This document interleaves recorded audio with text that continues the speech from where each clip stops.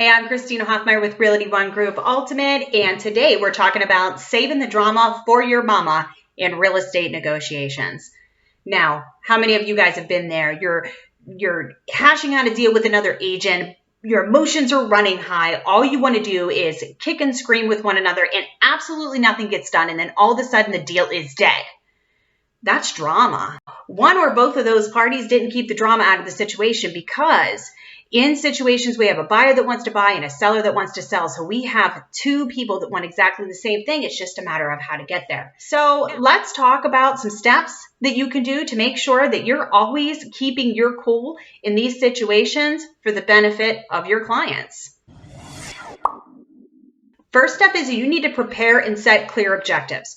Now, before you enter a negotiation of any form, not just real estate, you need to define the objectives and you need to know your own personal limits. You want to gather all of the relevant information about the transaction and what you're preparing to negotiate on. So in real estate, this is information about the property. If this is an inspection reply, you need to know what's going on with that inspection. So hopefully you have a full home inspection report and you've had other contractors or whatnot come in if something is broken. You need to know what the parties want and what they look like, who that other agent is, and how you feel that they may interact with your negotiation process. This is all relative data that you should be collecting before you even start putting any type of negotiations on paper, with pen and paper. You need to know this information. This is going to give you valuable insights onto how to properly position yourself during the negotiation. Next is you need to manage your emotions. For the love of God, people, please manage your emotions. You need to be professionally mature in your negotiation tactics. Emotions can run high during negotiations, but it is crucial to keep them in check. You need to stay composed, remain professional at all times, and avoid personal attacks and confrontations on any of the other parties. That solves absolutely nothing. By focusing on the facts and maintaining a level head approach, you're going to be better equipped to negotiate like a pro for your client. You need to make rational decisions, and there's no rational decisions when there's name calling and bashing back and forth with the other party. So just leave that drama at the door. Next, you're going to want to practice some active listening. So stop talking, start listening. For two reasons, really. Not because you want to hear the other person talk, even if they're bashing and coming on to you with the drama, but you want to listen to what they're saying and how they're saying it for a couple of different reasons. One, what they're saying may give you a little bit more insight on how you can properly negotiate and position yourselves for your clients, because when people spout off at the mouth, they tend to say things that they didn't mean to say because they're not acting in a rational capability. So pay very careful attention when you're listening to the other party. Don't overspeak them. Let them talk. It's actually in your best negotiating position if they're doing a lot of the talking, because then you're getting to the root of either what's under their skin, what they're up against, or what's going to make them click. Another thing that it's really going to help with, it's going to help you hone in your own emotions. So when you feel like you're going to explode, you need to bring them in and let that other party talk. Let them get everything off of their chest so that you can digest it and take a break and then come back with a level head. Item number 3 is you want to make sure that the other party feels like they've been heard.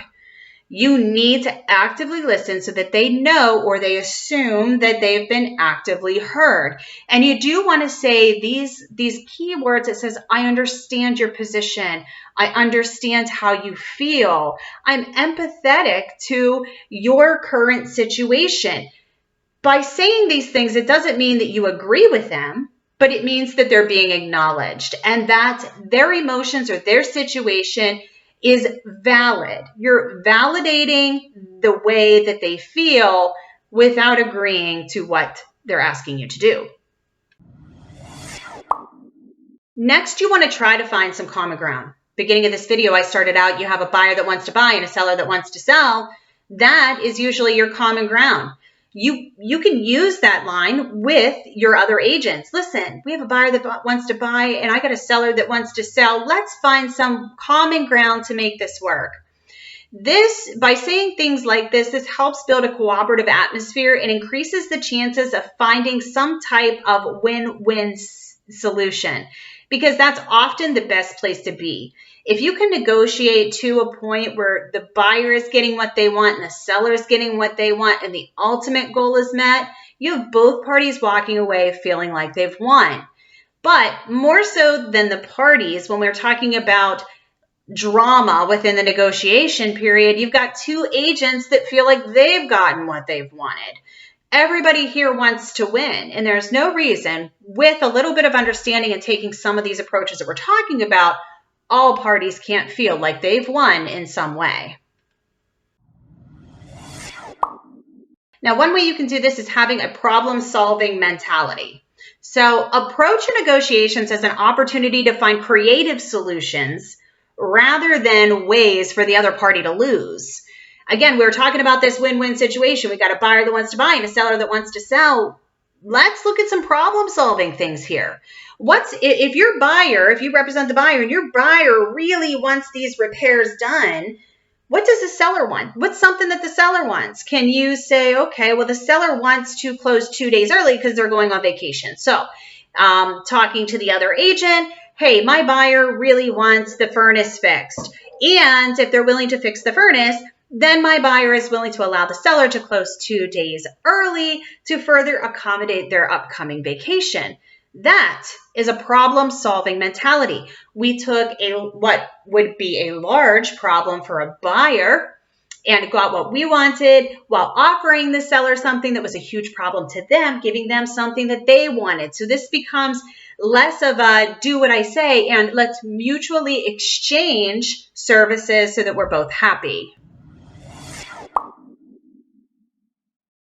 All right, one of the most important things that I think that you can learn from this video is to take a break. Dang it, take a break. When emotions are running high, I need you to reel it in. Reel it in.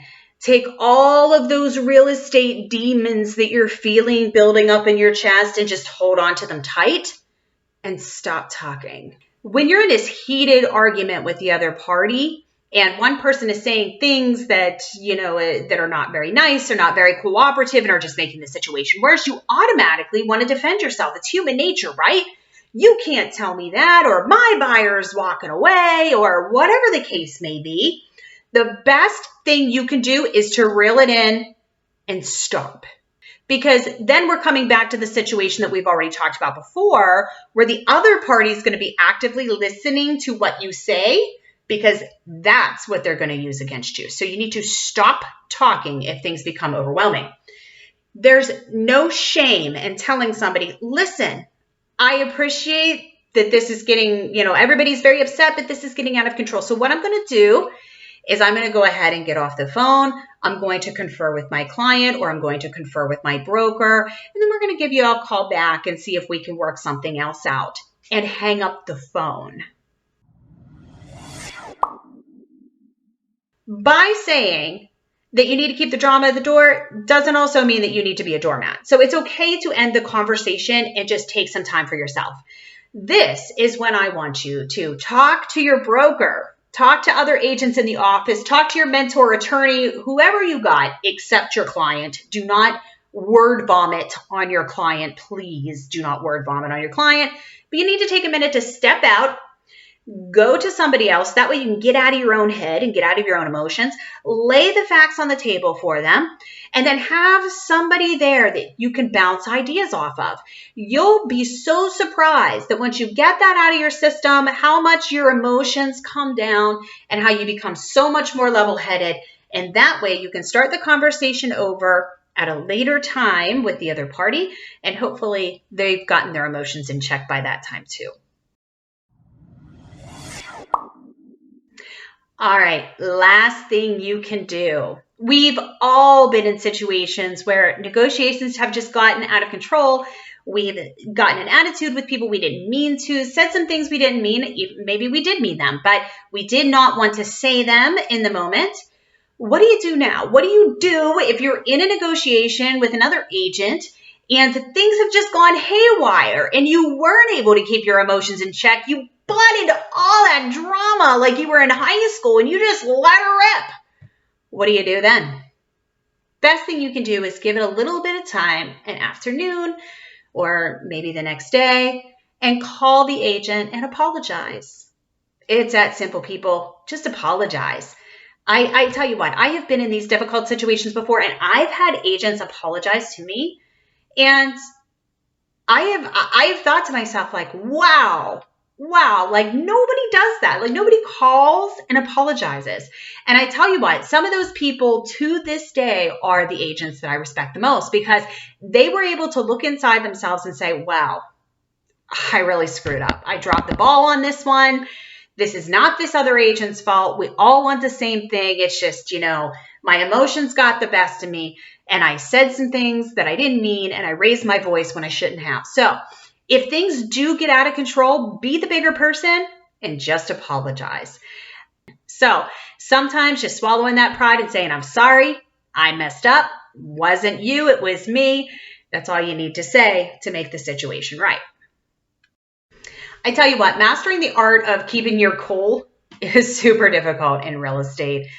I mean, negotiations get really heated and sometimes our emotions just get the best of us. So practicing self-control is key.